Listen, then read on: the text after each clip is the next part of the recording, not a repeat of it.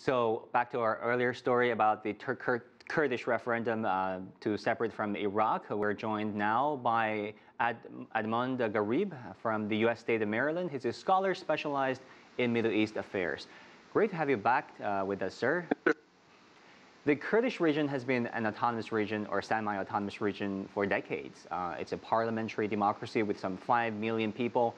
Why do they want to separate from Iraq, and why now? Well, there has been for a long time a dream among many Kurds for independence. They feel that they have been left behind after the agreements that were reached between the colonial powers, the Sykes-Picot Agreement. Then there are the Lausanne Treaty, that they felt that while other nations have been able to achieve independence, Kurds have not been able to do so. And so as a result, this is a fulfillment of a dream for many, many Kurds, although not all Kurds agree on that.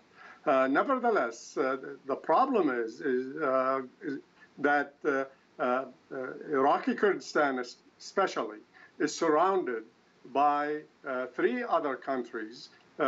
Particularly, you have, in addition to Iraq, there is Turkey, there is Iran, and there is Syria.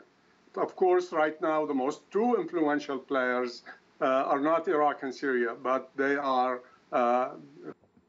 Iran. Turkey has about 20 to 22 million Kurds.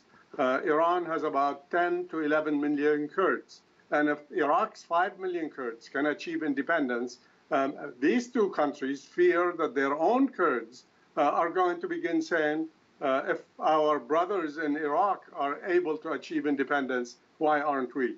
And this, to Turkey, to Iran, to Iraq, to Syria, means that this is a threat to their territorial integrity, to their independence, and to their unity.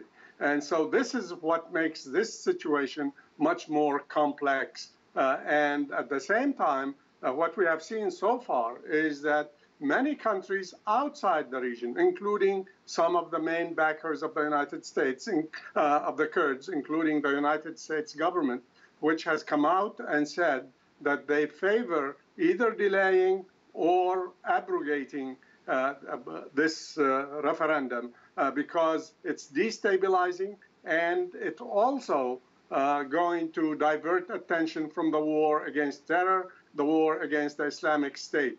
And so as a result, you find not only one of the major backers, but a number of other countries in Europe, as well as the Secretary General of the United Nations, have called either for the abrogation, for the stopping of this referendum, or for a delay. And many argue that they should reach an agreement with Baghdad. Also, in addition to this issue, there are a number of other complications. One of the most important vis-a-vis Baghdad versus Erbil, which is the capital of Iraqi Kurdistan. So as a result of this tension between the 2, one of the major issues is the question not of the 3 provinces which have been recognized sort of as having their own self-government since the early 90s, and actually, for that matter, since the 70s, because the Iraqi government in 1970 reached an agreement with the Kurds to give the Kurds self-administration within Iraq. And then after the 1990-91 war, the U.S. and other powers supported Kurdish self-governance, but within the framework of Iraq.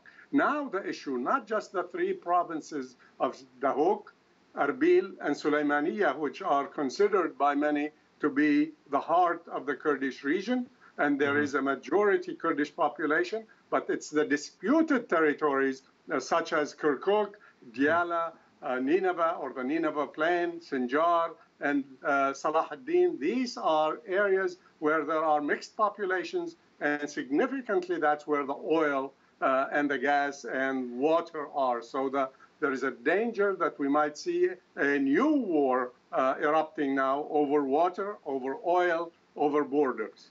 Certainly an issue going way back. Thank you very much, Edmund Ghareeb, live for us from Maryland.